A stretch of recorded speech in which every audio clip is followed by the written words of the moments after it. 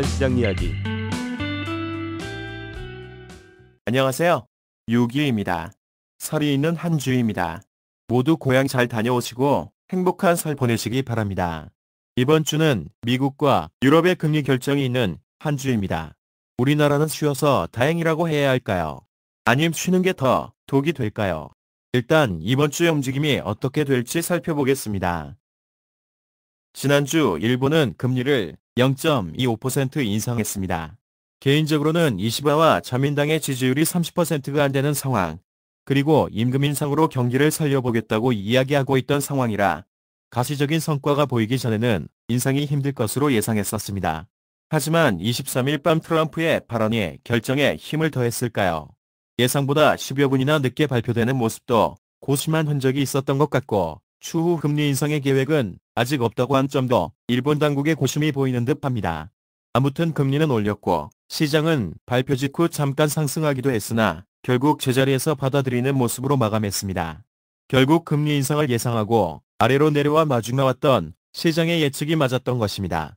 지난주 초반의 외환시장은 망설이는 트럼프의 관세 정책에 영향을 받아 달러는 약세의 모습을, 그리고 그 외 통화들은 강세의 모습을 보인 한 주였습니다. 2월 초부터 캐나다와 남미 지역, 그리고 유럽부터 시작해 관세 정책을 시작할 것이라고는 했지만 실상 그 뉘앙스는 취임 이전의 강경한 발언보다 한층 누그러진 모습이었습니다. 대중국 무역 규제 역시 시진핑과의 통화 이후 한층 유화적인 입장이고 대화로 풀어나가려는 모습까지 보이면서 시장은 한층 안정된 모습을 보였던 한 주였습니다.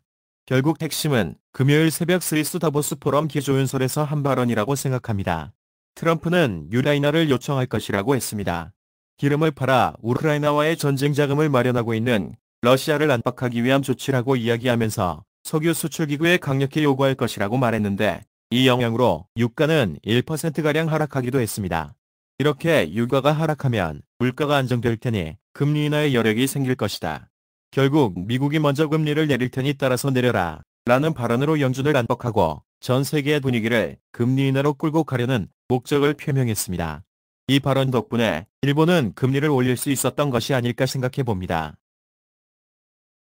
그럼 지난주의 시장 간략히 돌아보겠습니다. 이미 금리 인상에 대한 부분은 지지난주부터 해왔던 터이고 시장은 어느 정도 인상을 고려해 아래로 내려와 있었던 모습이었습니다. 중간중간 등락은 있었지만 크지 않은 등락폭을 보이며 결국 금리 인상 이후에도 큰 요동 없이 받아들이는 모습으로 마감했습니다. 지난주 예측 하단 255엔이었는데 이번에도 하단은 잘 잡은 모습이었습니다. 원화보다는 엔화 분석이 쉬운 느낌이기도 합니다. 원화 시장 살펴보겠습니다. 역시 주 초반 긴 연휴에 대한 자금 수요에 따른 물량이 나왔고, 이에 더해 국민연금의 해지성 물량, 그리고 미국과의 관계 개선 분위기를 탄 위엔화의 강세 움직임에 따라가는 모습으로 하락을 시작했습니다. 이후 글로벌 무역 분쟁이 생각보다 소리 없이 천천히 진행될 수 있겠다는 분위기가 나오면서 지난주 예측 하단이었던 1444원의 아래쪽에서 움직인 한 주였습니다. 일본의 금리 인상에도 시장은 큰 충격 없이 잘 대처한 모습이었습니다. 엔화보다는 트럼프와의 관계 개선의 움직임을 보이며 강세를 보인 위엔화를 더 따라간 한 주였다고 할 수 있겠습니다. 이번 주 경제지표 발표 일정 살펴보겠습니다.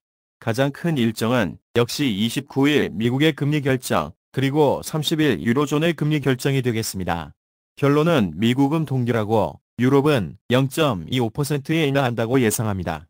그리고 30일 GDP 발표와 31일 개인소비 지출 발표가 있는데 금리 결정이 워낙 큰 이슈라 시장에 별다른 영향을 미치지는 못할 것 같습니다. 시장의 예측치도 이전 수치와 큰 변화는 없을 것으로 보고 있습니다. 우리나라는 설 연휴 이후 31일 시작하고 양쪽의 결과지를 다 받아보고 출발하는 것이라 어떻게 움직일지 궁금해지고 있습니다. 결국 미국의 동결은 달러 약세, 유럽의 금리 인하는 달러 강세의 요인입니다만 지금의 분위기는 달러 약세로 가는 모습이라 아래쪽을 예상하긴 합니다. 상승 하락 시소 분석 살펴보겠습니다. 역시 관건은 트럼프의 관세 정책일 것 같습니다. 다소 유보적이고 화해적인 모습을 보이고 있지만 갑자기 뒤바뀌어 트럼프의 광기가 나온다면 시장은 또 한 번 크게 왜곡되고 출렁일 것입니다. 그리고 이번 일본의 금리 인상이 개인적으로는 일본의 시기상조였다고 생각합니다. 이시바나 자민당의 지지도가 낮은 마당에 임금 인상이라는 당근을 국민들에게 던져주다가 갑자기 금리를 올린 것은 오히려 채찍을 때린 것이다라고 생각됩니다.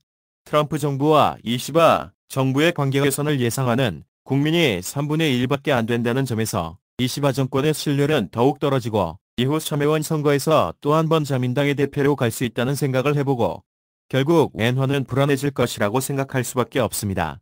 그리고 길게 이어지는 국내 정치 불안 역시 환율 상승의 한 축이라고 생각합니다.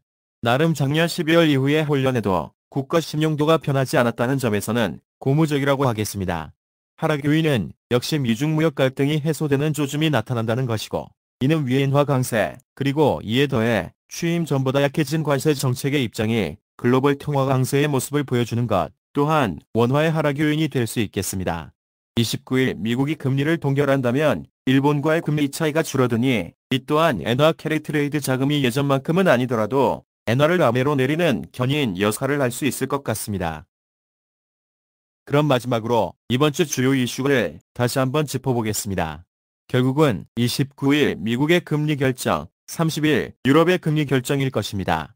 미국의 동결, 유럽은 이날을 예상합니다. 유럽의 인하는 달러 관세 요인이지만 트럼프 관세 정책 약화에 대한 분위기를 계속 이어갈 것 같은 모습으로 달러는 약세의 움직임을 보일 것으로 예상합니다. 길게 보면 일본의 금리 인상이 자민당과 이시바 정권에게 압수일 것 같지만 길게 보는 것이고 단기적으로는 엔화 하락의 요인이니 이번 주에 엔화가 155엔을 하향해서 내려갈 수 있는지 보는 것도 중요할 것 같습니다. 역시 트럼프의 관세 정책이 언제 날개를 달고 세상을 휘저을지 시점이 중요하긴 할 것 같습니다. 취임 전 언급한 것이 있기에 계속 유보적인 입장을 취하지는 않을 것으로 보여지고 어떤 계기가 시발점이 될지 주목해 봐야겠습니다. 이번 주 예상 변동폭을 살펴보겠습니다. 엔화는 153.8엔에서 156.5엔, 원화는 1,410원에서 1,450원입니다. 이상으로 1월 27일 6위의 외환시장 이야기 마치도록 하겠습니다. 구독자 수는 영상 올릴 때마다 한 번씩 추가되는 것 같습니다. 그리고 처음으로 조회수 1000번을 달성했습니다. 조촐하게 자축 파티라도 해야겠습니다. 사실 돈을 바라고 한 것은 아니지만 이왕이면 다 엉치 말하고 수익이 나면 좋겠는데 유튜브 수익 정책의 시점이 구독자 1000명부터라니 참 어렵구나 싶습니다. 그런데 웃긴 것은 조회수가 늘어나면 앞에 짧은 광고 영상을 봐야 하더군요. 돈도 안 주면서 광고를 넣다니 자기들만 장사해 먹는 느낌입니다. 영상 1000개 올리면 구독자 1000명 되려나. 고향 잘 다녀오시고 저도 마무리한 후 밤에나 새벽에 출발해야겠습니다. 눈 예보가 있으니 운전 조심하시고 감기도 조심하시기 바랍니다. 연휴 잘 보내시고 다음 주에 인사드리겠습니다. 감사합니다.